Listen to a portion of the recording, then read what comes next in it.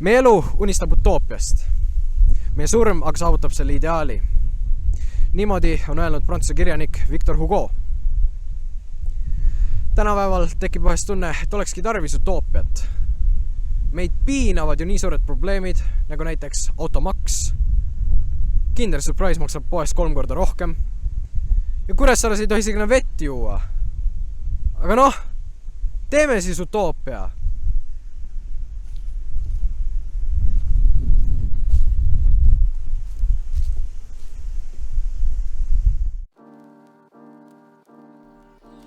Enne, kui me utoopiat ehitama hakkame, peame üldse sõna utoopia defineerima.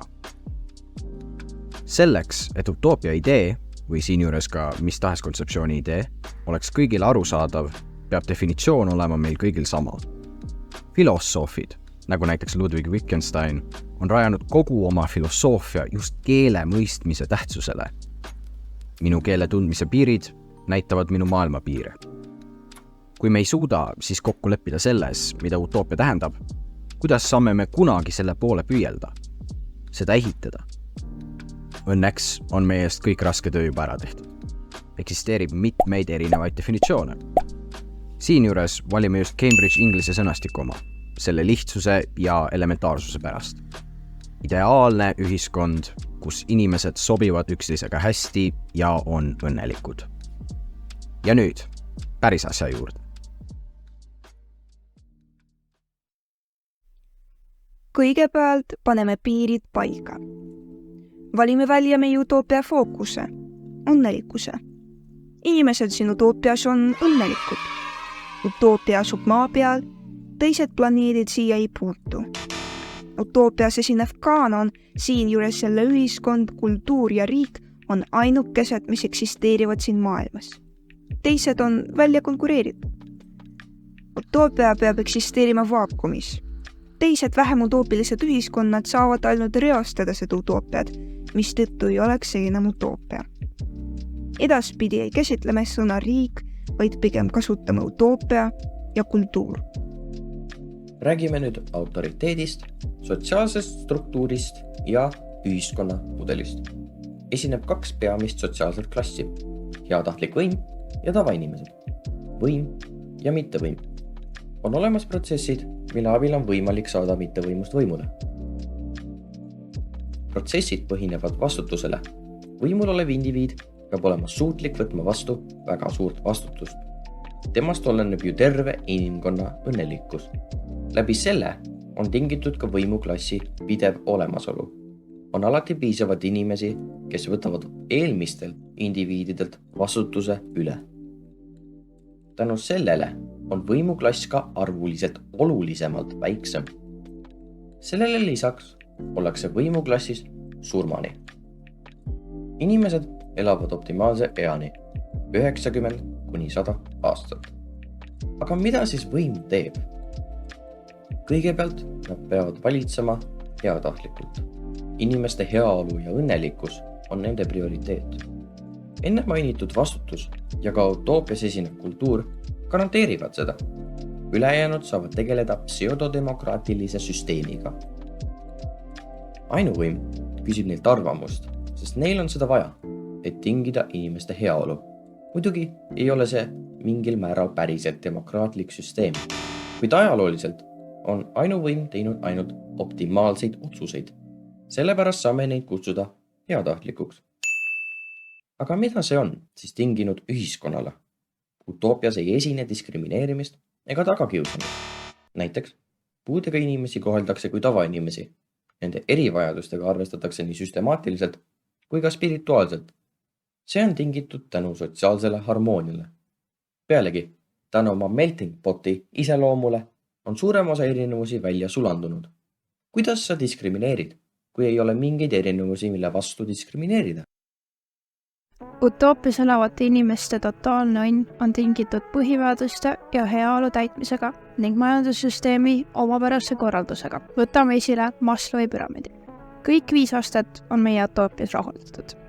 Füsioloogilised vajadused. Inimestel on vajalikud materiaalsed objektid garanteeritud tasuta, isegi mitte töö eest. Turvalisusvajadus samuti tingitud. Utoopias ei esine kriminaalset ja eriti dissidentlikku käitumist tänu kõrgele sotsiaalsele harmooniale ja sügavalt integreeritud süsteemidele, mis seda ära ajavad. Leidub ka kõrgel tasemel vaimset abi nendele, kes seda vajavad.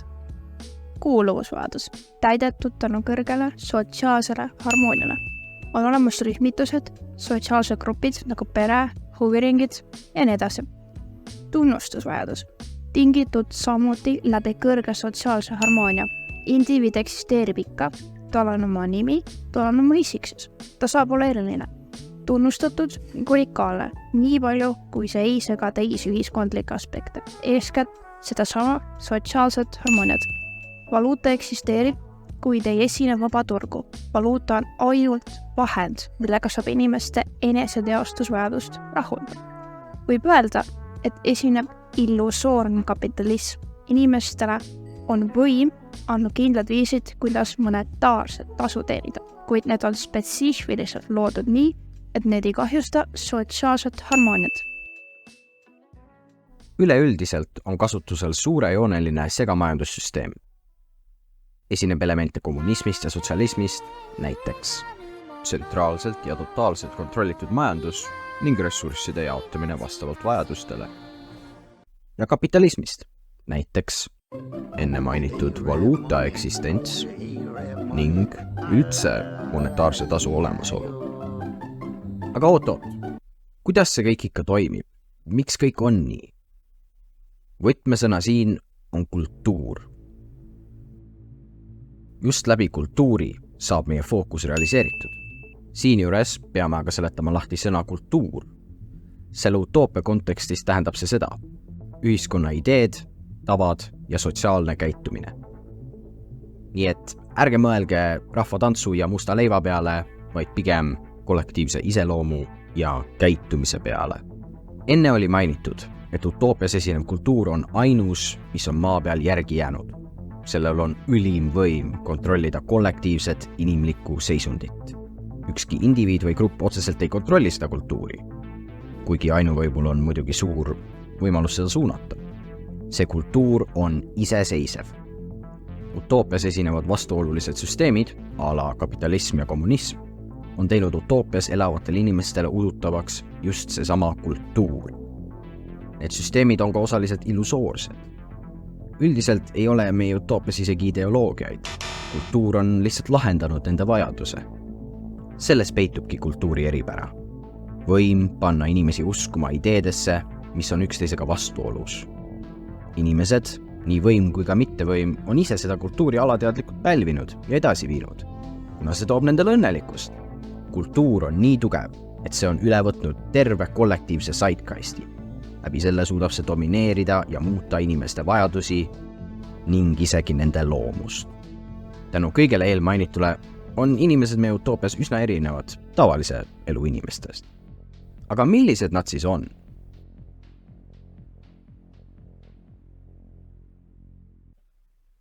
Võtame käsile ühe suvalise inimese. Ta on 35-aastane, tal on 2 last, ta on valinud teenida valuutat. Töötab ta, no ma ei tea, pargikunstniku töökohal. Ta on õnnelik. Nüüd valime ühe stsenaariumi. Ühistransport. Kõigepealt vaatame, kuidas päriselus inimene ühistranspordis käitub.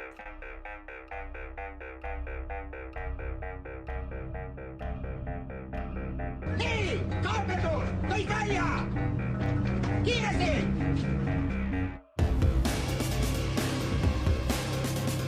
Kaaperdus! No mis on nüüd? Kaaperdan! Pane uksed kinni!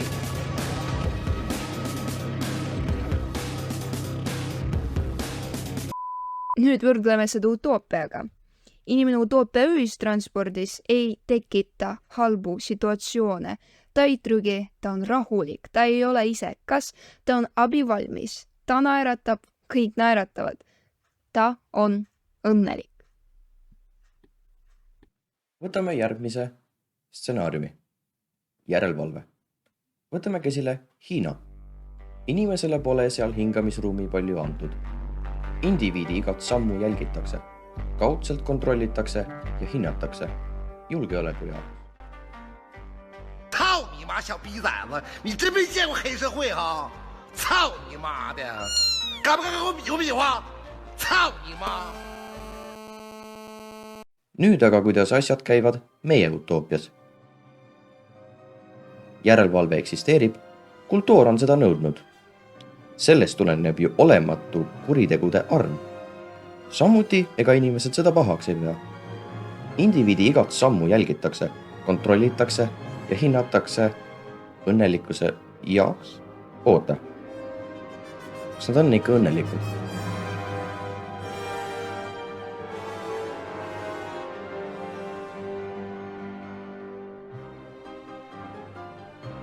Triivime korra teekonnalt kõrvale ja võtame käsile George Orwelli düstoopilise romaani 1984. Sealses romaanis on üks tähtsamatest kontseptsioonidest termin doublethink. Seletame selle termini lahti. Lühidalt öeldes tähendab see vastuoluliste ideede, süsteemide ja mõtete teadvustamata aktsepteerimist. Inimene ei mõista nende olemuslikku konflikti. See on düstoopilises mõttes päris kasulik asi.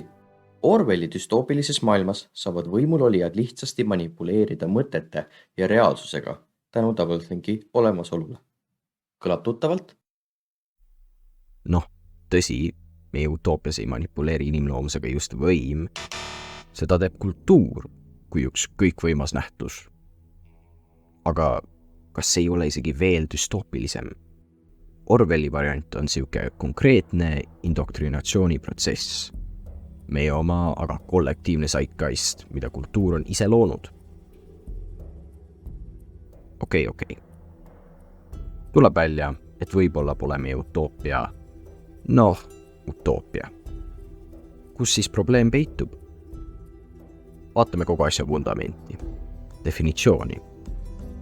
Et me ise ei teeks natuke doublethinki, vaatame, kas definitsioonis endas on midagi vastuolulist. No nii, see nüüd küll hästi ei ole. Ideaalne ja inimesed. No need nüüd küll kokku ei lähe. Meie utoopias aga lähevad ju. Kui kultuur pidi nende inimloomust moonutama, me ei saa seda mingit moodi pidada utoopiaks. Siinjuures tuleme välja ja väidame, et isegi kõikides utoopiates peab eksisteerima doublethink või sellega sarnanev kultuur, et selline definitsioon saaks kunagi mitte vastuoluline olla. Inimloomus on oma olemuselt lihtsalt sobimatu selle definitsiooniga. Saaks eksisteerida utoopia, peab inimloomus muutuma. Aga me tahtsime ju teha utoopiat endale, meile kõigile, praegustele inimestele. Kes see ütleb, et meie ei suudaks utoopias eksisteerida? Noh, see definitsioon ise. Need utoopia inimesed erinevad lihtsalt nii suurel määral meist. Sama hästi võime ju ka teha utoopia väikestele sipelgatele.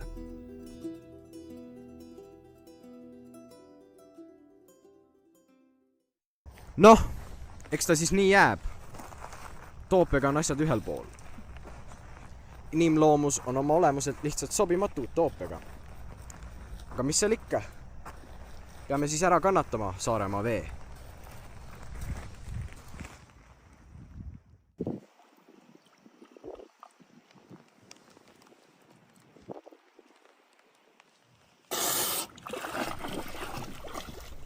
Pealegi, miks me üldse mõtleme utoopiale?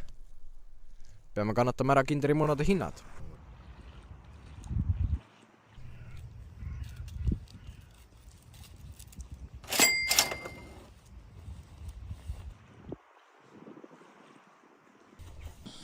Kas me sellist ühiskonda tahtsimegi? Peame ära kannatama automaksu.